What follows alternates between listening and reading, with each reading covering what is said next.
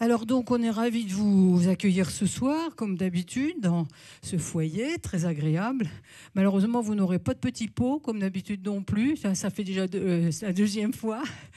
Peut-être même, il y aura peut-être même une troisième, puisqu'il paraît qu'on dit jamais 203. Donc, je pense que la troisième fois, ça sera pour Mathieu Dussouillet. Il n'y aura pas de pot non plus.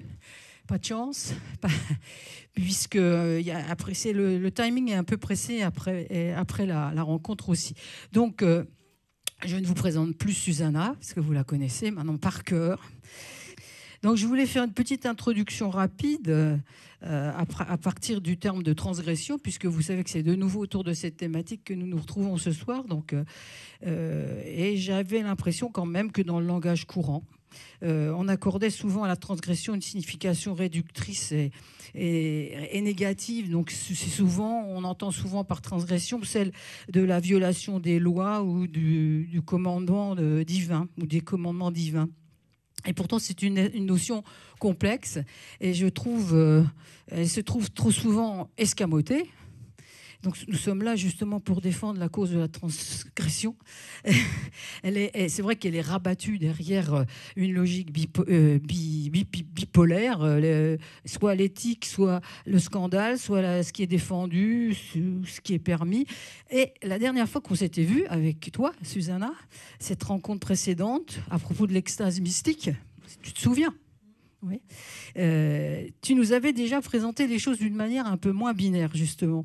Et tu nous avais parlé d'extase mystique, à la fois comme acte de rébellion spirituelle, comme transgression des hiérarchies présentes dans l'institution religieuse, mais aussi comme le franchissement de limites du rationnel.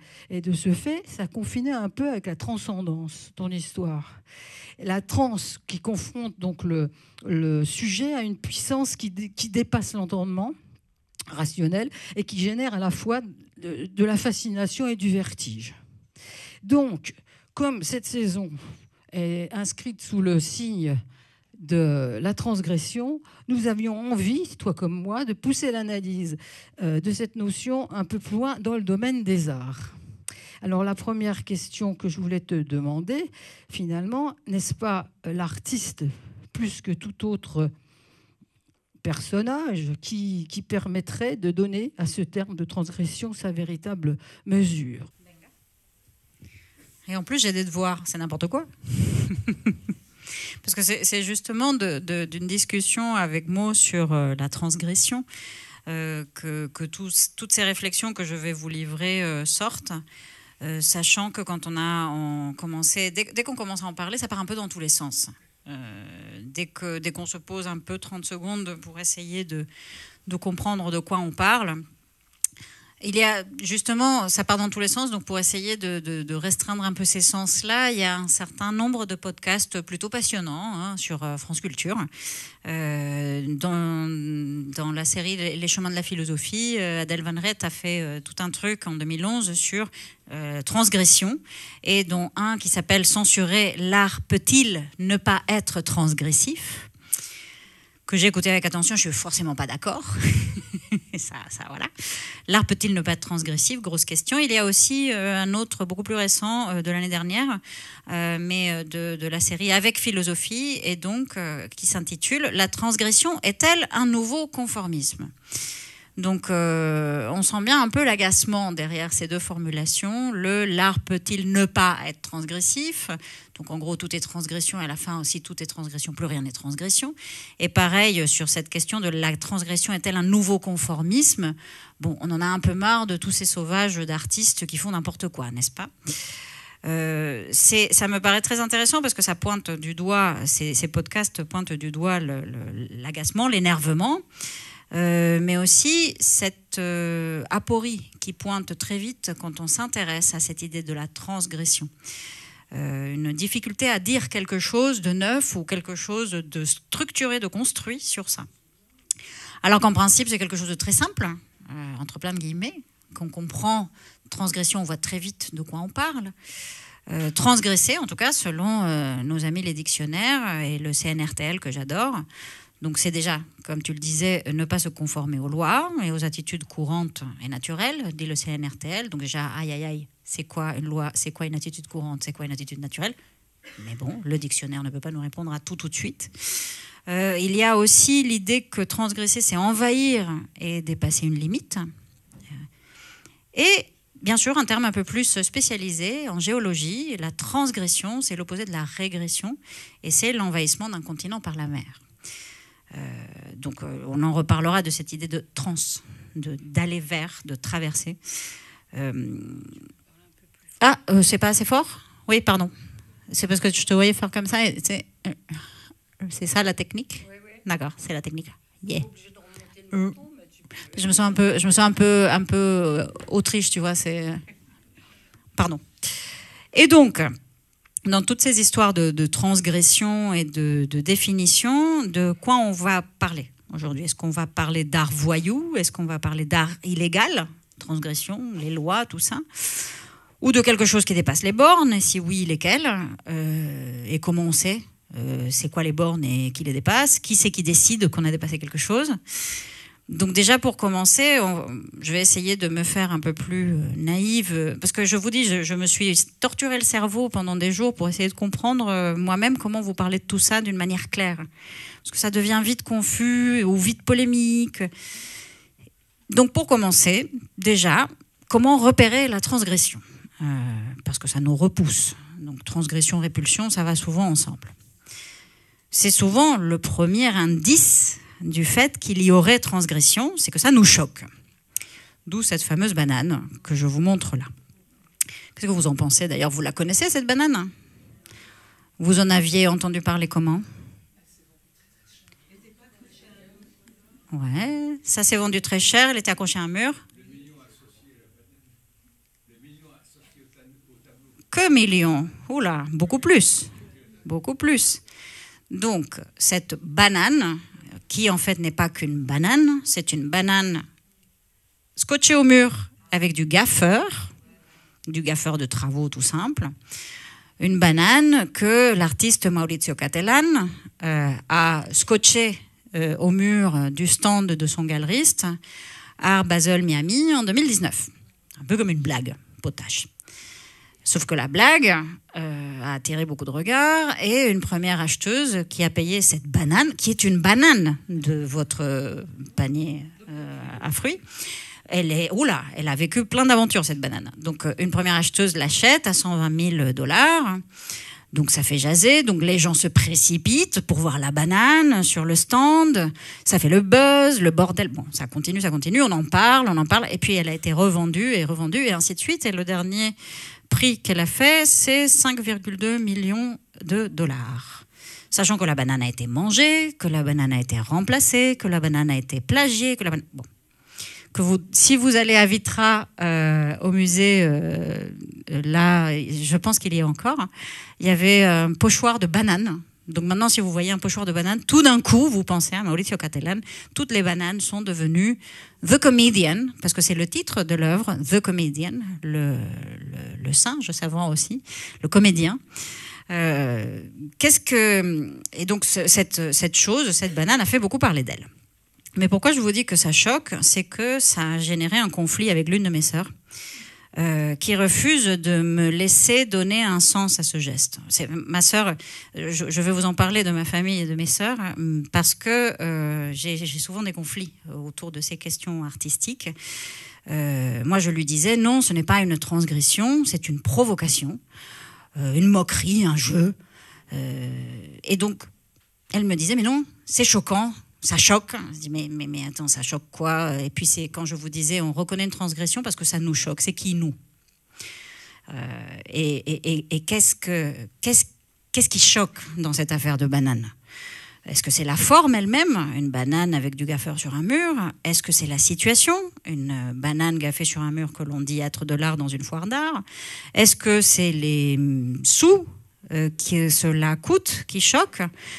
Et moi, je réponds à ma sœur en général, mais les sous absurdes pour des trucs absurdes, qu'on fait le foot, moi, je ne vois pas pourquoi on paye des types des milliards pour taper dans un ballon.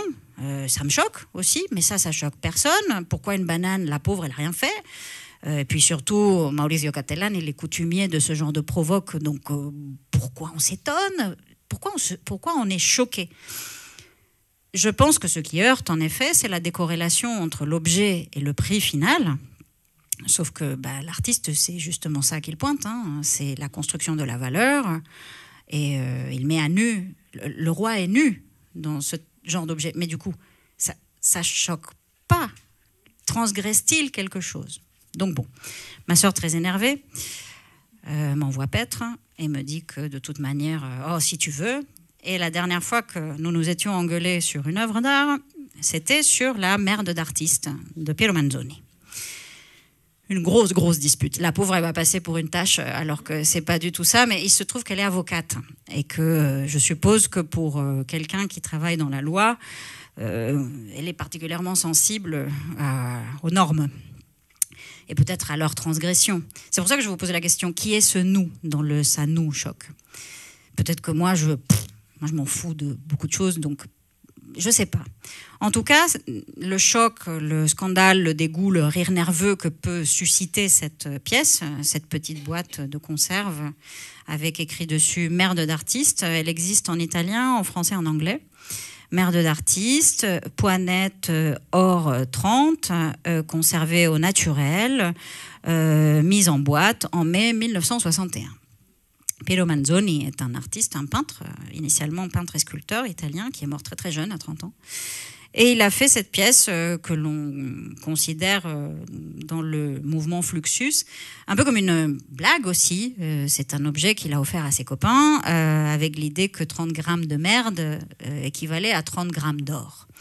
Une sorte de prix symbolique qu'il a fixé, toujours dans cette idée de mettre à nu la valeur. Beaucoup des gestes des artistes du XXe siècle pointent ça. Qu'est-ce que c'est qu'une valeur? Comment ça se construit dans le marché? Qu'est-ce que la valeur marchande? Et ils n'arrêtent pas de nous rappeler que la valeur marchande est arbitraire, comme beaucoup des choses que les humains font. Mais bon, donc cette blague a lieu, il meurt un peu trop jeune, et certains de ces objets, 90, se retrouvent, ces objets de rigolade, deviennent une marchandise qui devient de plus en plus chère, petit à petit. Et donc des objets de musée. Ce qui est drôle, ou peut-être pas drôle, c'est que la blague potache est devenue une satire, involontaire à certains niveaux, et enfin un mythe. Mais donc, est-ce qu'il y a transgression là-dedans? Grosse question. C'est le même combat qu'avec la banane, hein. Le même combat qu'avec la référence lointaine de tout ça, qui est la fontaine de Marcel Duchamp, l'urinoir exposé à l'Armorichaud, disparu, puis réactualisé, puis recopié. Bon. Aussi une famille d'œuvres d'art, celles qui mettent la merde et les fluides dans l'affaire. La dernière en date, Cloaca de Wim Delvoye, qui est une machine à fabriquer de la merde. Donc vous l'alimentez, c'est un tube digestif. On est là dans la provocation, clairement. Mais donc, transgression, laquelle? Si transgression il y a, on parlait de transgresser des lois et des attitudes naturelles, ce serait la transgression d'un tabou, celui de la présence du scatologique dans le quotidien.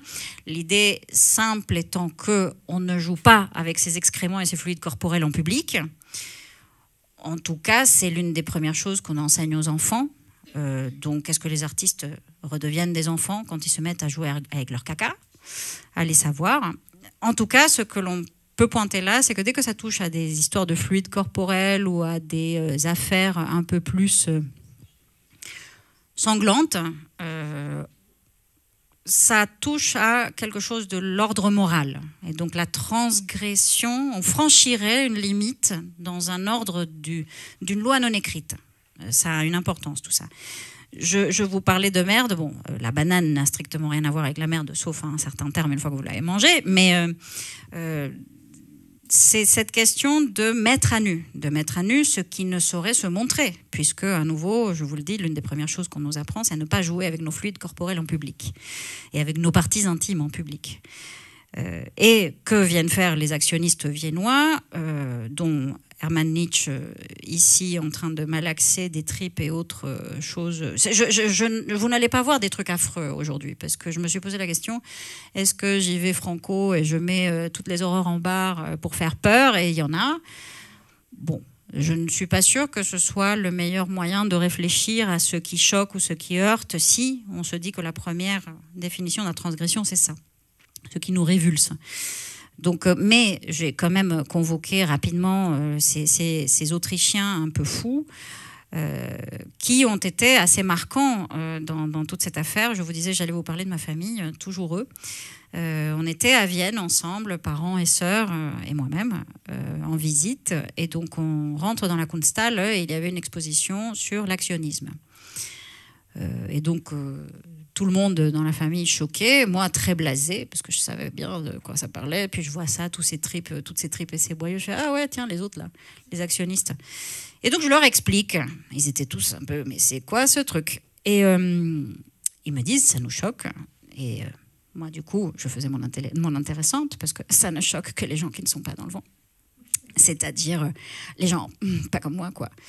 Donc, bien sûr, faisant preuve d'une snobinardise absolue et ce jeu de l'entre-soi des sachants aussi, qui joue avec la perception de la transgression comme telle, ne sera choqué que le non-initié. Celui qui sait passe outre, voyons. Mais en fait, c'est assez répulsif quand même. Je ne sais pas si vous avez déjà vu des vidéos ou des photographies d'action des actionnistes viennois. Voilà, c'est quand même pas de tout repos, surtout quand on se replace dans le contexte de la performance, parce qu'on ne voit que des traces de performance, mais dans la performance elle-même, le bruit, la fureur, l'odeur, ça c'est ce que préserve la vidéo, ça ne sent pas. La photo non plus ne sent pas. Et c'était fait pour choquer, puisque nous sommes dans les années 60, dans une Autriche post-nazie particulièrement raide, et ces artistes sont là pour vraiment secouer. Et ils essayent de mettre à nu, d'ouvrir les tripes pourries d'une société dans laquelle ils peinent à vivre. Il ne s'agit pas d'épater le bourgeois, il s'agit vraiment de vomir ses tripes. D'où le fait que c'est assez saisissant. Le contexte historique et le contexte politique et intellectuel de tout ça a un vrai sens. Ils ne sont pas les seuls d'ailleurs à vouloir mettre à nu et tout secouer. Une Vallée Export, malgré son nom anglophone, elle est autrichienne aussi, agit dans ces mêmes années. Cette petite photo qui ne parle pas de l'action qu'elle a faite, elle a fait irruption dans un cinéma, avec ses cheveux ébouriffés, son sexe à l'air, avec un pistolet, un fusil, un faux fusil, mais bon, les gens ne le savaient pas forcément. Et donc la pièce s'appelait Panique génitale. Donc son but était vraiment de mettre devant le nez de la société bien pensante tout ce qu'elle ne voulait pas voir. Tous ces gens-là, certains en tout cas, ont eu des démêlés avec la justice chez les actionnistes pour des histoires d'abus sur mineurs. Bon, en même temps, qui n'a pas des affaires d'abus sur mineurs en ce moment? Quand on voit ce qui se passe avec l'abbé Pierre, mineurs, majeurs, on dirait que c'est plutôt l'inverse. Qui n'a pas abusé, lève la main. J'exagère à peine. Mais parce que ça a servi à, cette histoire d'abus sur mineurs, ça a servi à décrédibiliser d'un trait de plume tous ces artistes, alors que tout le monde n'était pas impliqué dans l'affaire, tout simplement parce qu'ils ont été chercher quelque chose trop loin. Et donc, on s'est un peu débarrassé d'eux comme ça, même si on revient un peu sur tout ça. On pourrait presque se dire que dans ce backlash, dans ce retour de bâton pour décrédibiliser un certain art de la performance politique, il y a une sorte d'identification entre transgression et agression. Tous les transgresseurs sont des agresseurs. Non, pas tout à fait. Il y a quelque chose d'un peu mécanique là-dedans, dans le fait d'identifier répulsion et rejet. En tout cas, ce qui est assez intéressant, c'est de voir qu'aujourd'hui, on est peut-être, en tout cas dans le microcosme de la réception de l'art contemporain, la génitalité pose un peu moins problème que dans les années 60. Les fluides corporels peut-être aussi. Même si vous posez la question à Instagram ou à Facebook, c'est une autre paire de manches. Un téton étant un sujet suffisant de shadowban. Donc, il y a peut-être différents domaines dans lesquels la transgression est à penser. Mais en tout cas, ce qui reste très choquant toujours, c'est cette exhibition sexuelle dans les différents domaines. Et l'exhibition sexuelle, qui ne s'exhibe pas, mais qui se dit quand même, fait partie de ces histoires qu'on se raconte dans l'histoire de l'art du XXe siècle, et notamment avec cette œuvre un peu mythique de Vito Acconci, Seedbed, puisque le sexe est une grande affaire de l'art, pas du XXe siècle, hein, depuis toujours. Ça parle de cul tout le temps. Un jour, si vous voulez, je vous raconterai à la suite de Régis Michel, un grand historien de l'art, combien l'art occidental est une affaire de viol. Mais bon, c'est une autre histoire. Seedbed, qui est donc une performance de Vito Acconci, un peu dégueulasse peut-être, ou alors juste tristissime. En tout cas, l'artiste fait construire un plancher dans la galerie sur lequel les visiteurs marchent, et lui, il est caché dessous, il se masturbe. Et il raconte à voix haute, et ça s'entend dans des haut-parleurs aux quatre coins de la pièce, ses fantasmes sur les visiteurs qui l'entendent déambuler dessus. C'est un peu hardcore. Mais est-ce que c'est hardcore parce qu'il y a la masturbation là-dedans, ou est-ce que c'est hardcore parce qu'il y a une solitude terrible dans cette affaire et une violence auto-infligée terrifiante? Et en plus, il vous met dans une position de voyeur, d'écoutant, vous savez qu'il est sous vos pieds, et vous vous promenez dessus quand même. Bon, vous me direz, c'est peut-être pas le plus hardcore. Un certain Michel Journiac en a fait des pires. En France, notamment, une pièce qui a beaucoup fait parler d'elle et qui s'appelait La messe pour un corps, où il avait fait du boudin de son sang qu'il distribuait dans une messe, dans une moquerie de messe. Dit comme ça peut vous paraître complètement, mais quelle idée. Bon, dans ces années-là, dans ces années 80, là, la pièce La messe pour un corps, c'est les années 80, Roselyne, ou c'est un peu avant, c'est dans les années 70, non? On est dans ces années du début de la crise SIDA aussi, des tout débuts de la crise SIDA. Michel Journiac revendique quelque chose il joue avec le sexe, avec la religion, avec la peur de l'infection. Donc c'est une pièce qui a marqué parce qu'elle a choqué, certes, mais parce qu'elle touchait juste aussi. En tout cas, je pourrais multiplier les exemples de transgression morale, mais je ne ferai que pointer du doigt finalement la mobilité des règles de la morale. Puisque le simple fait qu'une pièce artistique puisse prendre ces tournures-là est en soi le signe de quelque chose. Quelques années avant, on n'aurait jamais pu faire ça. On a pu le faire. Est-ce qu'on pourrait le refaire? C'est toute la question. Ce qui est très intéressant dans cette affaire, dans ces affaires de pièces artistiques choquantes, je ne dirais pas transgressives, parce que c'est toute la question de où vous placez la limite morale. Est-ce qu'il y a transgression morale quand il y a cette exposition de soi, cette mise en danger de soi? Ce que je voulais vous pointer du doigt, c'est une affaire qui a eu lieu en 2000. Cette exposition présumée innocent, l'art contemporain et l'enfance, qui avait eu lieu au Centre d'art contemporain de Bordeaux, au CAPC. Une exposition sur comment l'art contemporain se saisissait de ce thème de l'enfance et en faisait quelque chose de problématique, d'inquiétant. Et bien, cette exposition a été traînée en justice par une association, La Mouette, qui disait que l'exposition... L'association leur a collé un procès au CAPC en disant qu'il y avait diffusion d'images pornographiques et corruption de mineurs par exposition de documents pouvant porter atteinte à la dignité des enfants. Ça a été un acharnement judiciaire énorme, 11 ans de procès, des commissaires traumatisés, des responsables de lieux complètement traumatisés aussi, pour que la plainte ne soit pas retenue au final, mais ça a été une sacrée catastrophe. Je vous parle de ça parce que, Vito Acconci, je vous demandais est-ce que c'est possible de revivre ce genre de performance aujourd'hui? Est-ce que ça aurait lieu aujourd'hui ou pas? Dans le contexte dans lequel nous sommes, la judiciarisation des rapports sociaux, la censure a muté. Au XIXe siècle, la censure était étatique, exercée donc, par l'État et l'Église essentiellement, souvent préventive, donc en amont des œuvres, et exercée donc par des institutions qui produisent des lois et édictent des lois. Souvent préventives, elles pouvaient aussi être répressives.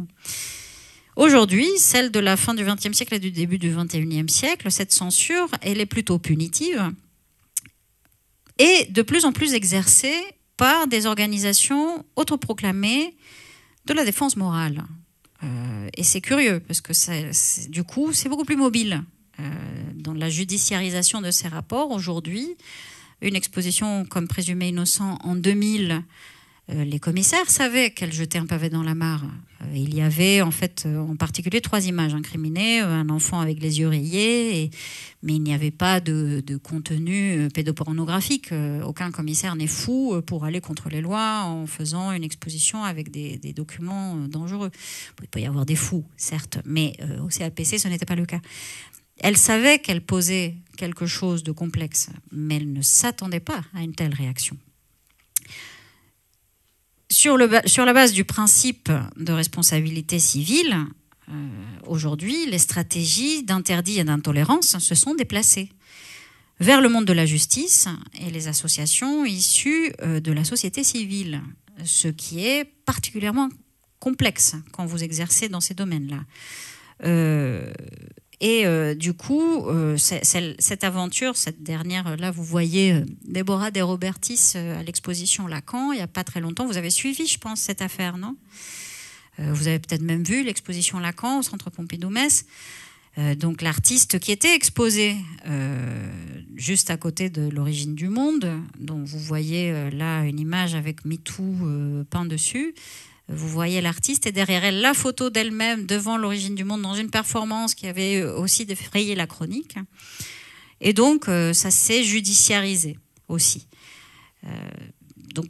Comment on saisit ça ? Mon intention là maintenant, c'est d'essayer après avoir posé ça, c'est est-ce qu'on reconnaît la transgression au fait qu'elle nous choque, mais du coup c'est qui ce nous et c'est quoi ce choc ? Donc on est un peu dans le même problème qu'au départ, on définit ça comment ?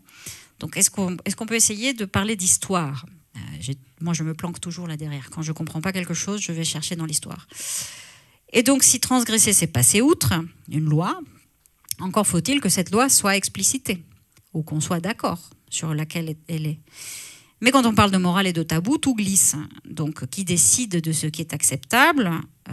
Et Déborah De Robertis est un très bon exemple, parce qu'elle a craché l'expo Lacan. Je ne vais pas commencer à vous chanter la chanson de « On ne peut plus rien dire ». Vous vous doutez que c'est pas trop mon style de dire « Ah, tous ces wokistes dangereux ». Bon, un peu l'inverse même. Ou de disqualifier le propos de quiconque, hein, parce que l'affaire des Robertis, Centre Pompidou, était un peu compliquée. Il y avait des histoires de notoriété mélangées à des accusations de vol, mélangées à... Bon, tout ça est encore en cours d'instruction, je crois. Je ne vais pas me mettre non plus à vous faire l'éloge d'une position ou d'une autre. Il y a quelqu'un de très important dans ces affaires de normes, de construction de normes et de normes partagées. C'est une sociologue de l'art qui s'appelle Nathalie Heinich, je ne sais jamais comment il faut prononcer, H-E-I-N-I-C-H, qui a écrit un livre fondamental qui s'appelle Le triple jeu de l'art contemporain, qui est une œuvre classique qui analyse la question de la valeur et de la création de la norme et du rôle que joue une certaine forme de transgression dans la création de la norme dans l'art contemporain. Parce que la transgression permet d'expliciter, voire de fixer des règles et des règles du jeu et d'un jeu de l'entre-soi aussi. C'est ce qu'elle pointe dans son livre. Mais il se trouve que Nathalie Heinich est une grande polémiste et pourfondeuse du wokisme et qui se lance souvent dans des tirades qui, à mes yeux, grincent très fort. Ça me gêne de voir une grande intellectuelle jouer à ce jeu-là. Donc je vous encourage à aller lire Le triple jeu de l'art contemporain, mais ne lisez pas ces tribunes, s'il vous plaît. Mais bon, tout ça pour dire que Déborah De Robertis, c'est un sujet très intéressant de bascule. Elle s'attaque à l'origine du monde de Gustave Courbet, à sa propre œuvre, à une photo de la performance Genital Panic que je vous ai montrée tout à l'heure et que vous voyez là en arrière-plan. Elle dénonce après coup le sexisme dans le monde de l'art, mais bon, est-ce que ça ne... Il y a peut-être une surenchère de transgression dans tout ça, puisqu'il y a le geste vandale de peindre par-dessus. Il y a la revendication politique qu'elle porte, MeToo. Il y a une revendication de notoriété personnelle. Il y a un tel empilement de gestes qu'à la fin, on est un peu perdu. Donc la question du vandalisme, je vais peut-être le prendre par là, ou lister tous ces mots que l'on associe à la transgression, vandalisme, tabou, censure, iconoclasme. Là, lâché comme ça dans la nature, vous vous doutez fort qu'on ne va pas y arriver ce soir, en tout cas. On resterait ici jusqu'à dans 120 ans, parce que ce sont des termes chargés d'histoire, ils sont très complexes, un peu impossible à balayer ici, mais je vais quand même me risquer dans une tentative de définition historique de la transgression, pour sortir de ce qui me semble être une impasse. Considérer cette question de la transgression dans le trop contemporain ou dans ne serait-ce que la période moderne, oui, bien sûr, parce que c'est là que c'est devenu un enjeu artistique majeur, mais est-ce que ça ne nous aveugle pas? Donc déjà, retour aux sources, le dictionnaire. En latin, le mot, il est latin, transgressio, ça veut dire traverser, franchir et donc passer de l'autre côté, sans qu'il y ait là de charge morale. Dans l'Antiquité grecque et romaine, quel rapport pouvait-on avoir avec l'irrespect de la loi? Non pas que transgressio veuille dire ce que nous mettons derrière, hein. C'est pas ça le mot. Peut-être vous souvenez-vous de Socrate et de sa mort, condamné pour corruption de la jeunesse. Donc on pourrait se dire, bah, tiens, Socrate, le premier transgresseur, parce que la liberté de penser, tout ça. Retour en arrière, l'histoire, Socrate n'est pas un gars cool. C'est un antidémocrate patenté, un aristocrate qui incite les jeunes, on dirait aujourd'hui qu'il incitait les jeunes au terrorisme. Donc c'est un taliban, le Socrate, quoi.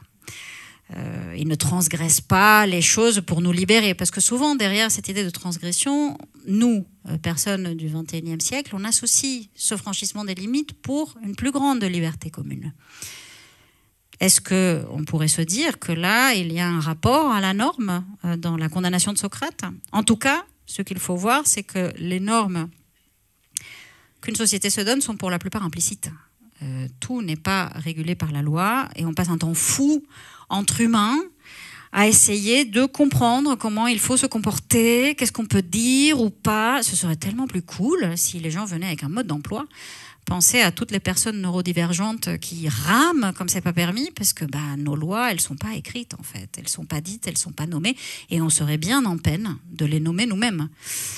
Qu'est-ce qui se fait, qu'est-ce qui se fait pas, dans quel contexte, comment qu'on fait? Alors vous pensez bien que dans des sociétés éloignées dans le temps et dans l'espace, c'est encore plus galère de savoir qu'est-ce qu'un interdit, qu'est-ce que le franchissement d'un interdit. Et ce qui est très drôle aussi, c'est qu'on s'imagine ces sociétés anciennes, antiques, médiévales, comme beaucoup plus rigides que la nôtre, avec des gens beaucoup plus obéissants, beaucoup moins libres, tellement notre mythologie politique à nous est forte du fait que nous sommes libres. Alors que, quand on s'arrête 30 secondes et qu'on réfléchit, on se rend bien compte que ce sont des sociétés où l'administration, la bureaucratie, l'État, le contrôle social que nous expérimentons au quotidien très très fort sont beaucoup moins présents, voire inexistants. Dans la Rome antique, on peut contrôler beaucoup de choses, mais les gens dans leur au jour le jour, pas vraiment. Et donc, on pourrait se dire que peut-être transgresser, première acception, ce serait faire fi de la bienséance. Et donc insulter. Je vous dis ça parce que c'est vrai que quel trait pouvons-nous trouver d'un franchissement, d'un passé outre dans les témoignages du passé. Moi, j'adore les graffitis de Pompéi, parce qu'entre autres, j'avais un prof de latin qui m'en avait fait traduire, notamment ce incluque figaris que vous voyez gribouiller sur cette colonne avec sa transcription. Va te faire crucifier, ça veut dire. Pas très loin à côté, il y a une autre, c'est de Samius à Cornelius, va te pendre. On écrit hâtivement sur les murs ce qu'on veut proclamer sans se faire prendre. Et donc, ça pose aussi cette question de ce geste que l'on fait un peu en cachette, mais au vu et au su de tout le monde. Et donc, la question un passé outre et de sa publicité, de la publicité de ce geste. Je parle beaucoup de gestes et d'inscrire, d'aller vers, parce que la transgression a quelque chose de très corporel. C'est lorsque le christianisme s'en mêle que le mot transgression va muter. Au IIIe siècle, quelqu'un que j'adore lire et que je vous recommande, bon, peut-être pas pour vos nuits d'hiver, parce qu'il est tellement acerbe, Tertullien, l'un des pères de l'Église latine. Tertullien est un polémiste pas drôle du tout, mais alors là, pas drôle, mais qu'est-ce qu'il écrit, qu'est-ce qu'il a un verbe enlevé. Tout pose problème chez lui, parce qu'il s'attelle à essayer de justifier la possibilité de la représentation de l'image sacrée. Donc vous vous rendez bien compte que c'est compliqué. On est au IIIe siècle, représenter le divin, c'est chaud. Bon, ça n'a rien à voir avec la nonne qui cueille des phallus ici présente. Mais quand même un peu, puisque donc c'est Tertullien qui va poser l'idée que la transgressio, je vous le disais tout à l'heure en latin, ça veut juste dire passer outre, que la transgressio c'est passer outre la loi de Dieu, donc la faute, le péché. On peut toujours faire confiance à Tertullien pour que les choses se corsent. Si quelque chose vous paraissait simple, ça ne le sera pas avec lui. La couleur lui pose problème, c'est assez dingue.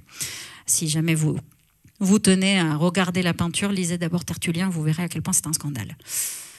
Donc dans une société théocratique qui doit gérer son rapport à l'image d'une manière un peu complexe, d'où Tertullien et ses affaires, parce que j'insiste, c'est quand même l'un des délires étranges de la chrétienté occidentale, c'est cette passion des images.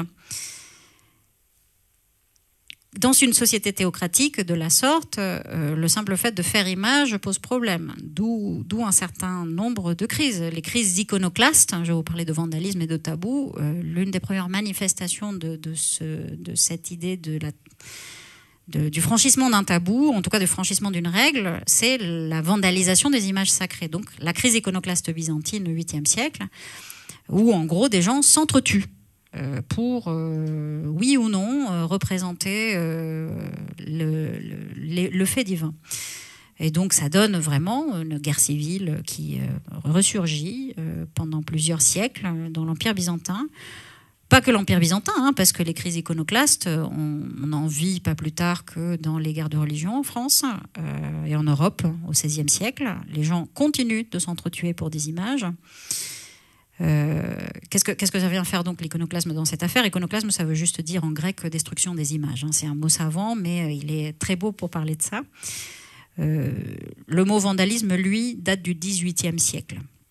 Et c'est important parce que c'est dans un contexte révolutionnaire qu'il est couché.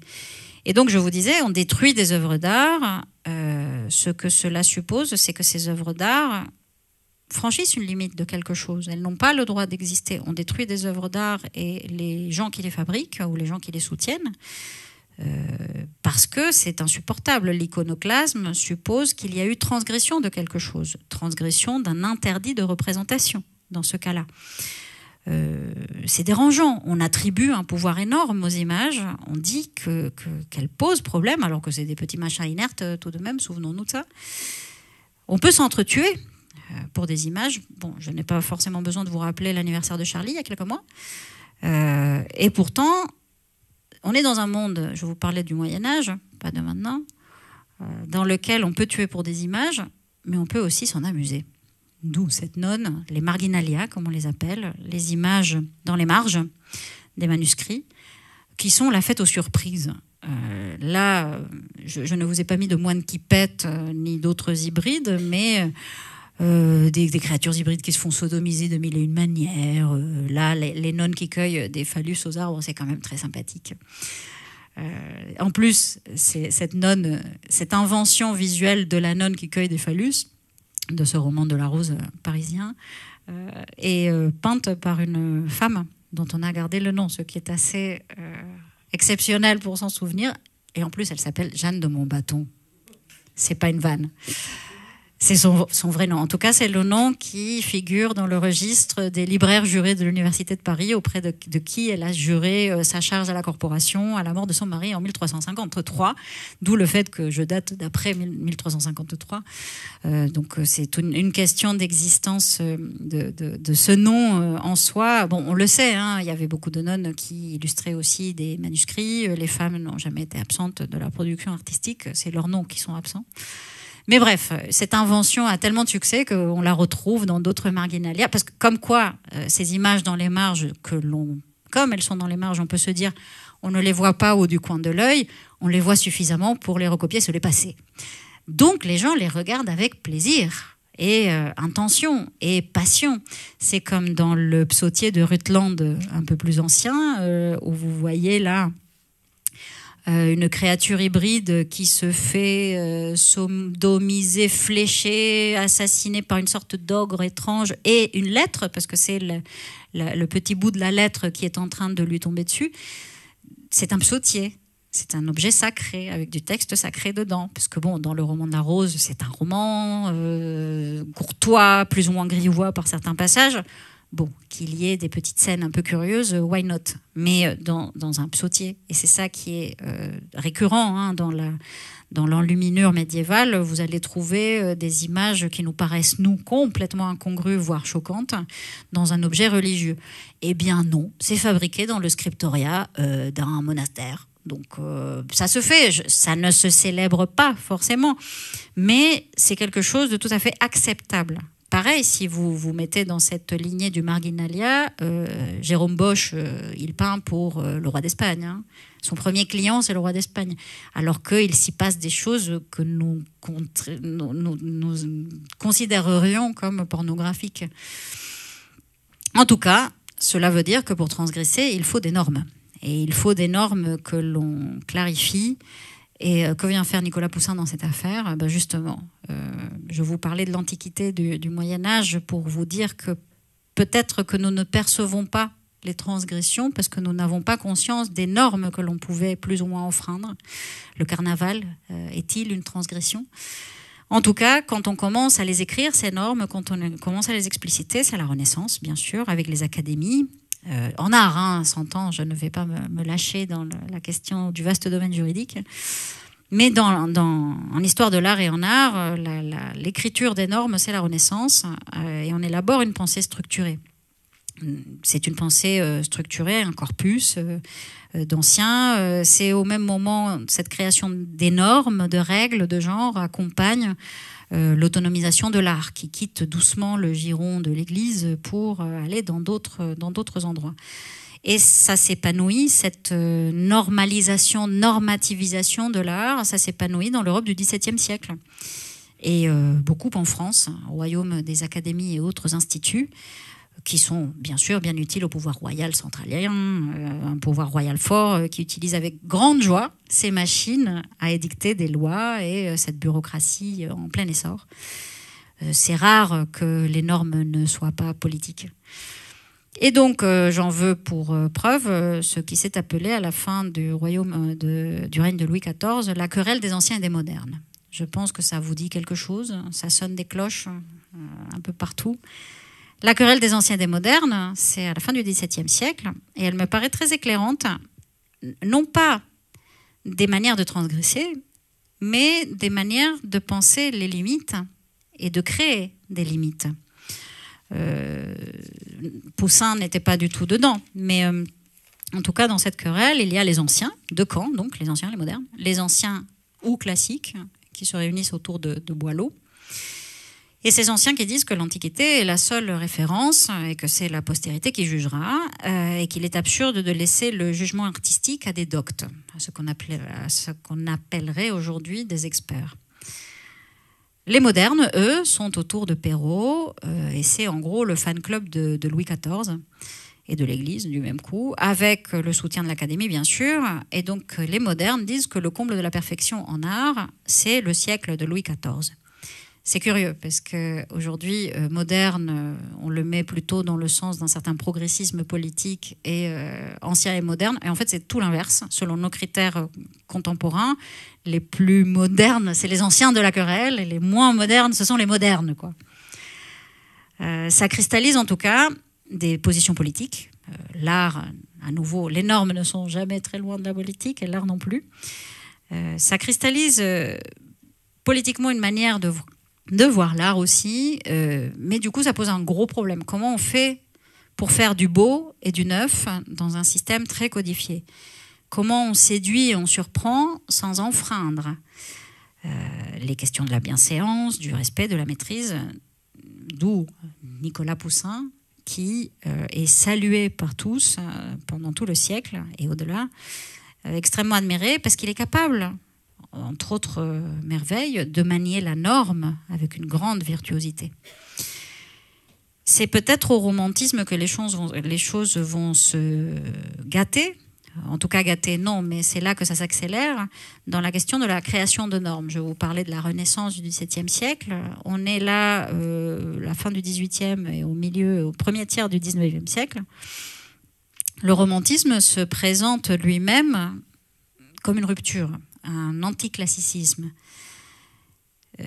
Mais c'est aussi un moment d'établissement de nouvelles normes, forcément, sur l'édifice des anciennes. Et donc, qu'est-ce qui se passe là? Contrairement à l'époque de Poussin, on commence à affirmer la valeur de l'originalité et de l'individualité.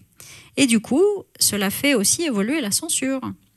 Parce qu'avant, point besoin de censure, puisque la norme claire est ce avec quoi on joue. Tout d'un coup, quand vous ouvrez le champ de l'évaluation et de la normalisation de l'art à des aspects beaucoup plus intangibles que la maîtrise de la bienséance. Donc, quand vous parlez d'originalité, vous rentrez en terrain glissant. Et du coup, la censure doit aussi s'activer pour savoir comment travailler.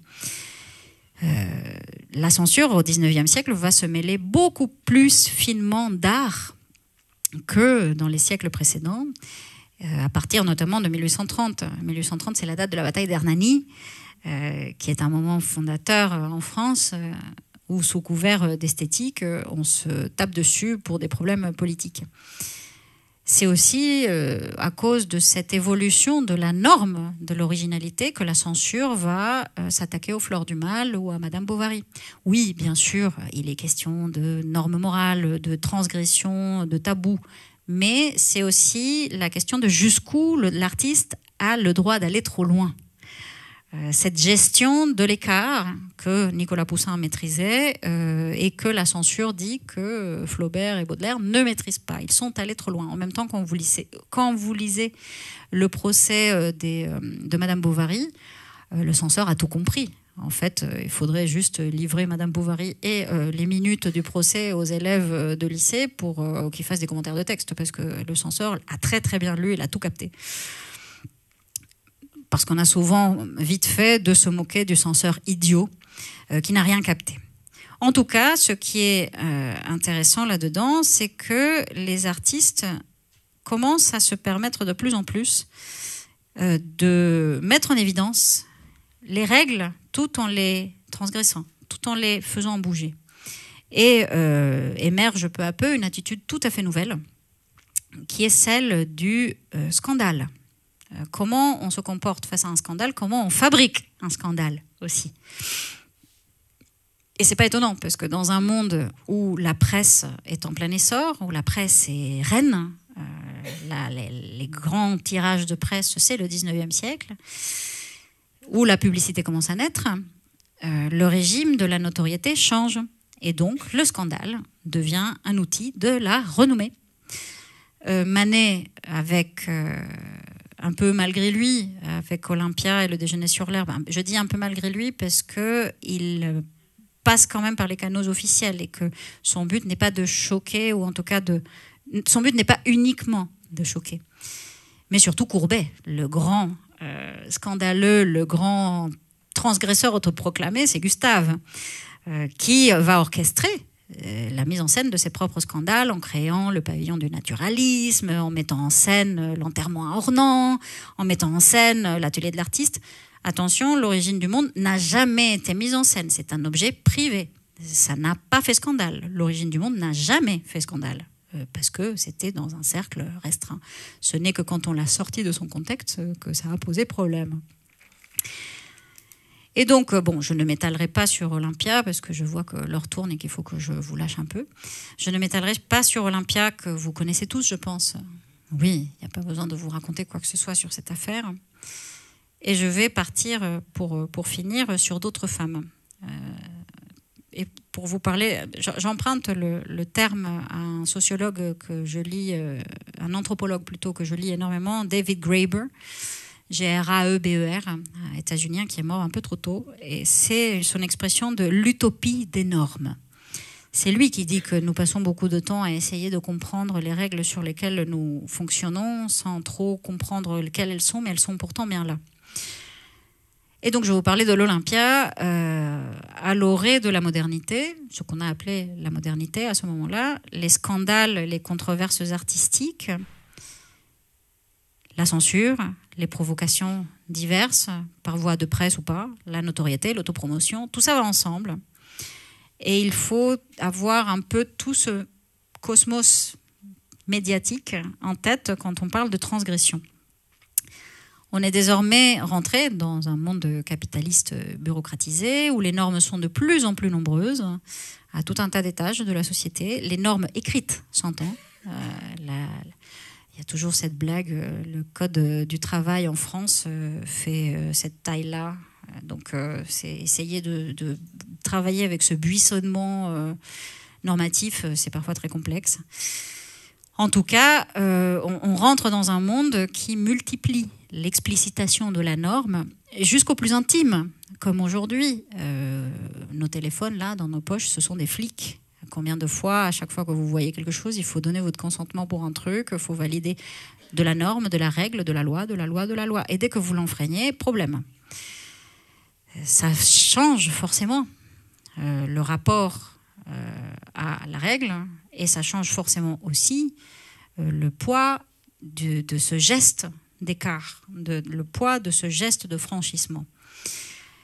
Parce que donc transgresser, je vous le disais, c'est un geste, c'est pas moi qui le dis, c'est Georges Didier Huberman, un historien de l'art qui parle beaucoup, qui a fait une très belle exposition qui s'appelait Soulèvement, et qui parle beaucoup de ça, de ce geste tendu vers le futur et qui s'appuie sur le passé, qui moi me fait penser à la phrase de Boileau justement, des nains sur des épaules des géants.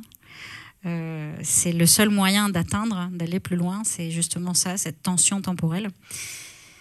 Mais donc, je voulais vous parler de transgression qui peut être morale, bien sûr. Elle est souvent morale, d'ailleurs. Elle peut être formelle. Olympia, l'un des problèmes qu'elle a posés, c'était ça. C'était que ça reprenait des codes artistiques, mais pour les retourner comme une chaussette. Et souvent, on en reste là. D'ailleurs, quand on parle d'Olympia, on parle de « Oh, mais ça a été un choc pour l'esthétique du 19e siècle ». Oui, bon, c'est un choc politique aussi. Et c'est de cette transgression-là que je voulais vous parler. Un choc politique parce que donner la première place à une prostituée, c'est quand même un geste un peu révolutionnaire. Manet, on en a fait un peintre de fleurs, mais bon, c'est quand même une espèce de sombre gauchiste, un révolutionnaire en redingote, comme disaient ses copains.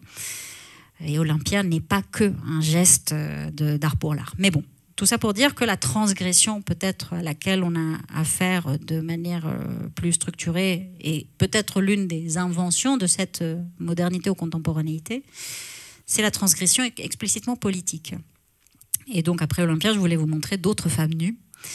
Marina Abramovic, ici, dans une performance complètement hallucinatoire, Rhythm, la première d'une longue série. Elle est là à la fin de la performance.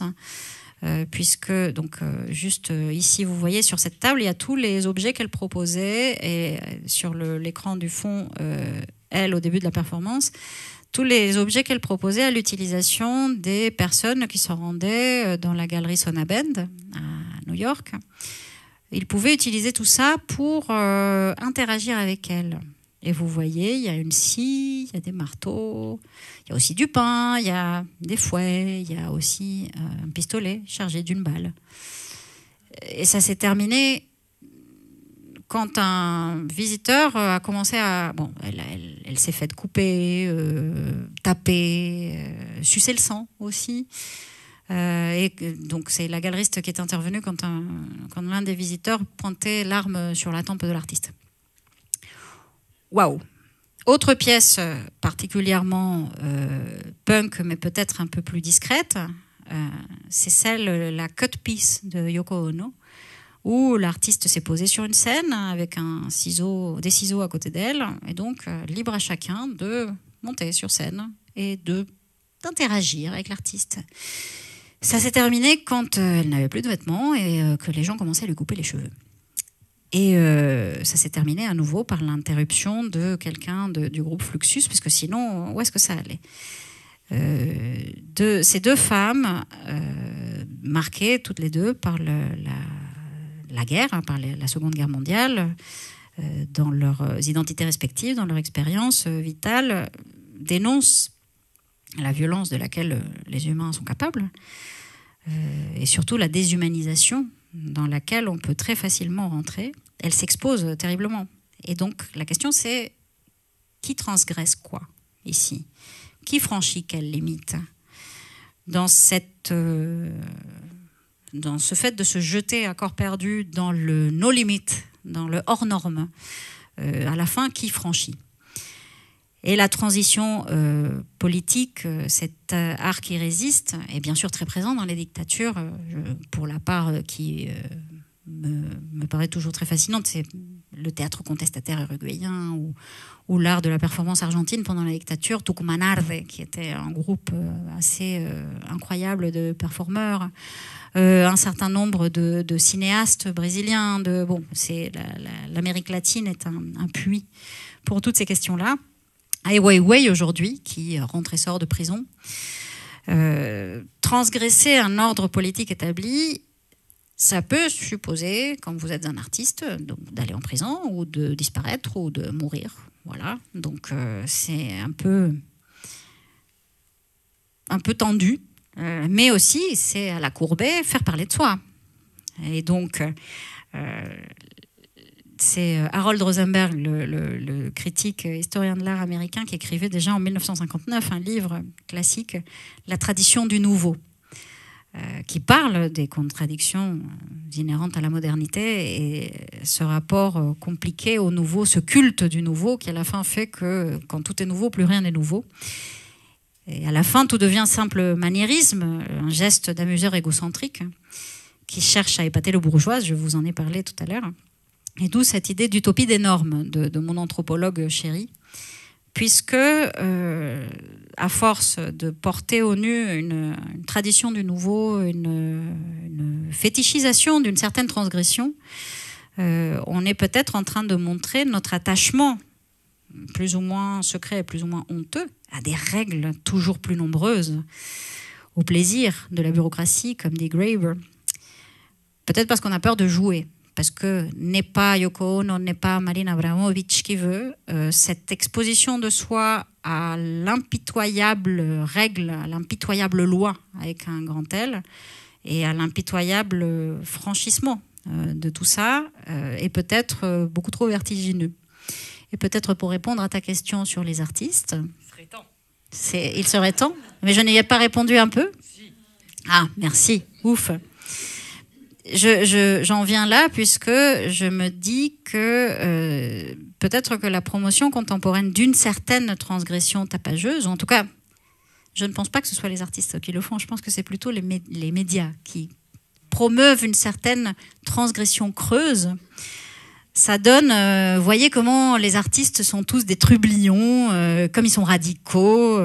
On fait bien de légiférer à tort et à travers pour éviter que ça devienne n'importe quoi. Les artistes deviennent un peu le lieu, l'espace physique dans lequel convergent tout un tas de conceptions de ce que c'est que le hors-norme et le dans la norme.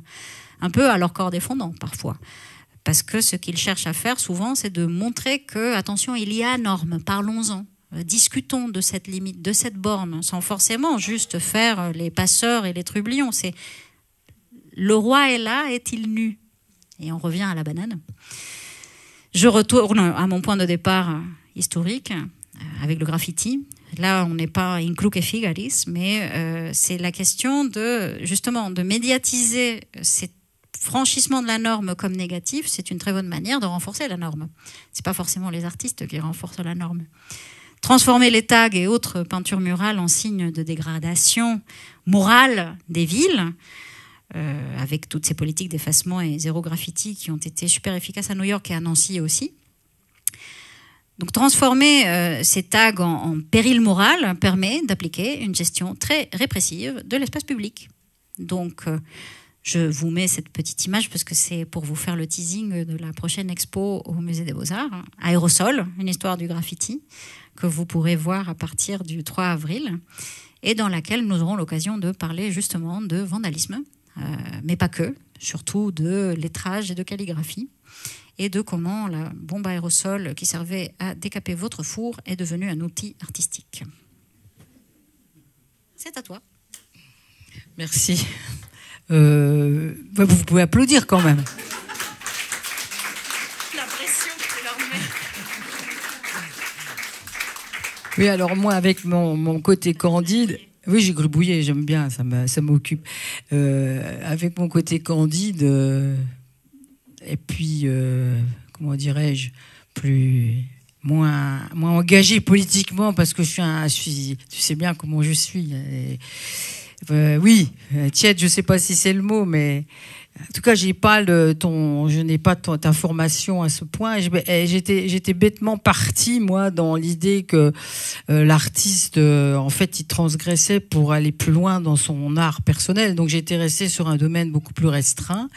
Bon, j'avais relevé 2-3 petites citations comme ça, mais je ne vais pas monopoliser la parole parce que j'aimerais bien que vous réagissiez, parce qu'on a un peu l'impression, du coup, que je ne sais pas comment vous ressentez, qu'on est exclu un petit peu quand on n'est pas du tout au fait de ça. On est exclu complètement de tous les mouvements, parce qu'effectivement, on est dérangé quand il y a des tags dans la rue, on est dérangé quand la mise en scène, elle vous plaît pas, qu'on n'a pas respecté le comte d'Hoffmann à Strasbourg comme on imaginait qu'ils allaient être respectés, qu'on entend parler sans arrêt de respecter les femmes, remettez les femmes à la première place, ne t'énerve pas, et que tout un petit peu devient un petit peu, tu vois, uniforme. Il y a une forme d'uniformisation aussi, et aussi ça m'a fait penser aussi à tous ces discours politique, comme tu disais, qui finalement maintenant aussi dans la maison opéra, on est obligé de répondre à un certain nombre de normes parce qu'il faut pas être trop agressif, parce qu'il faut être inclusif, parce que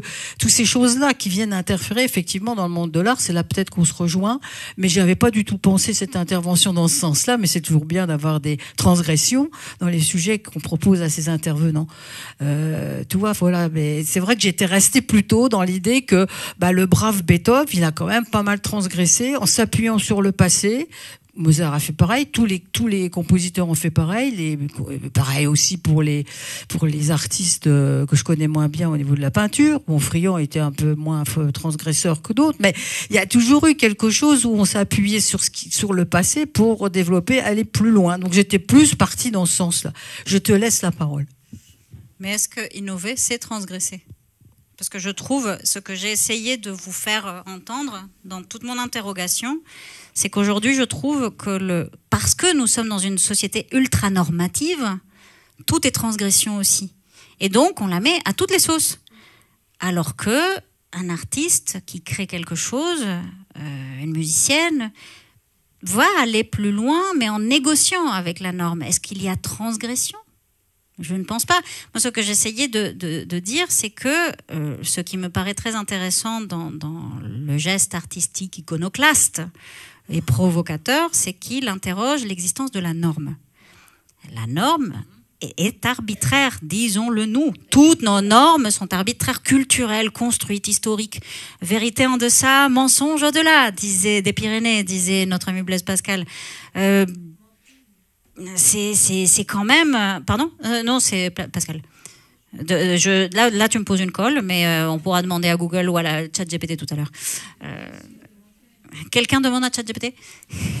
Bon, en tout cas, le truc, c'est ça, c'est que ma préoccupation, c'est de parler justement de ça, du fait que la norme, ça se négocie, et qu'une société saine négocie ses normes.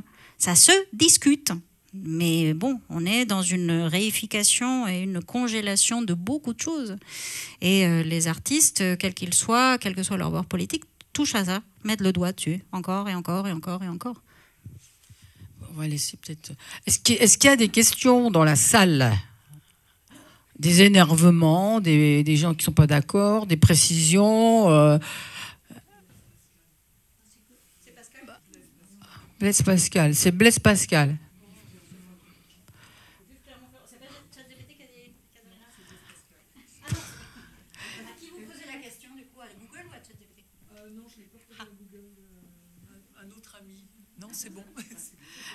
Qui veut poser une question? On dirait que vous avez été assommé et puis en plus il n'y a pas de pot.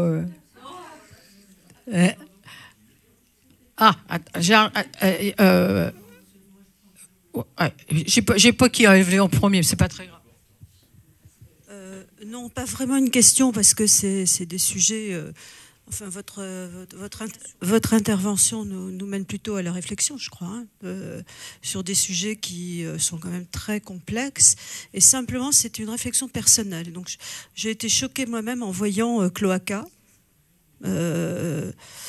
Grande discussion avec ma fille pour entrer dans qui est et sur la question de l'esthétique dans le domaine de l'art. Et ma grande question souvent par rapport à certaines productions, c'était d'évoquer la dimension, alors je dis bêtement, clairement artistique. Qu'est-ce qu'il y a d'artistique? Quel est le travail de l'artiste là-dedans? En même temps, ça m'intéresse beaucoup ce que vous proposez parce que dans certaines productions que vous avez montrées, notamment les dernières, j'ai été très émue. Notamment dans la représentation de Yoko Ono, voilà. J'ai été très émue et en même temps, je me suis effectivement, ça veut dire beaucoup. Et ça veut dire beaucoup tout en étant, alors je mets des guillemets, mais 1000 guillemets, très esthétique, c'est très beau, enfin, je l'ai trouvé très belle. Et en même temps, alors la question, elle reste là parce qu'elle m'obsède un peu, c'est la question de la part d'esthétique là-dedans, le travail de l'artiste. Je pense que vous y répondez assez bien quand même. Je suis moyennement persuadée, je pense que je le resterai, sur la question de la banane. Je la comprends très bien intellectuellement, je la comprends très bien, je la trouve même, vous l'avez très bien développée, partant de la blague potache pour arriver effectivement à quelque chose de bien plus complexe dans le domaine de l'art. Mais en même temps, la dimension purement esthétique, je ne la vois pas. Or, dans certaines productions que vous avez montrées, je vois une dimension esthétique que je trouve extrêmement émouvante. Et là, je retrouve effectivement quelque chose qui correspond au domaine de l'art pour moi. Mais ça, c'est très personnel et vous allez peut-être trouver ça idiot. Merci, Claudine. Il y avait monsieur d'abord et puis... Ah, d'accord. Simplement, pour vous répondre, parce que effectivement, oui, je passe avant vous. Tu as parlé de la pièce de Wim. Tu as parlé de la pièce... Bon, je ne suis pas sûre, oui. De Wim Delvoye, la Cloaca. En fait, c'est l'idée qui est transgressive, parce que c'est une installation qui est très propre. Il n'y a pas d'odeur, elle est même belle. Oui, on ne fait pas des mains. Oui, parce qu'elle n'a pas été nettoyée par les femmes de ménage. Mais c'est le concept qui est effectivement étonnant. C'est tout. Manzoni, la mère de Manzoni, c'est l'idée qui est transgressive. Mais on ne la voit pas. Ça peut être une boîte de flageolets qui a pourri dans votre armoire. C'est ça qui est important aussi. Et finalement, vous pouvez regarder la Cloaca. Elle est très belle. Je l'ai vue, puis franchement, je l'ai trouvée très belle. Mais parce que... Oui.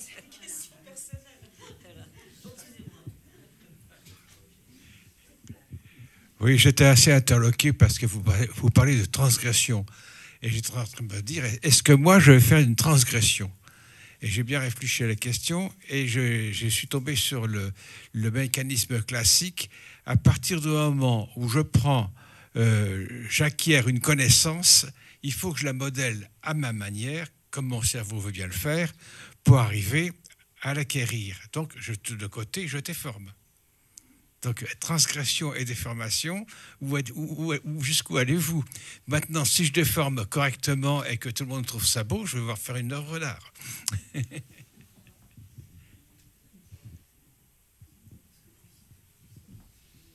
Je ne sais pas si ce sont des réponses, mais déjà la question de la beauté en art est une affaire qui occupe beaucoup d'artistes. Est-ce que l'art doit être beau? Est-ce que... La bonne affaire, c'est ça, c'est que justement, nous sommes aussi des êtres en principe libres de pouvoir recevoir ou pas, de pouvoir refuser ou pas. La question de la transgression, jusqu'où aller, jusqu'où... Moi, c'est vrai que vous vous doutez fort que je me la pose, cette question de qu'est-ce que c'est que de casser la norme. Aller contre la loi, on voit très bien ce que c'est. Le fait de devoir payer ses impôts, bon, si vous ne les payez pas, vous avez un problème. Est-ce que c'est une transgression? En bonne et due forme et selon la définition du dictionnaire, oui. Sauf qu'on se rend bien compte qu'on met derrière beaucoup de poids moral à tout ça et que c'est autre chose qui se joue et que ce n'est pas forcément très clair dans notre manière de le percevoir.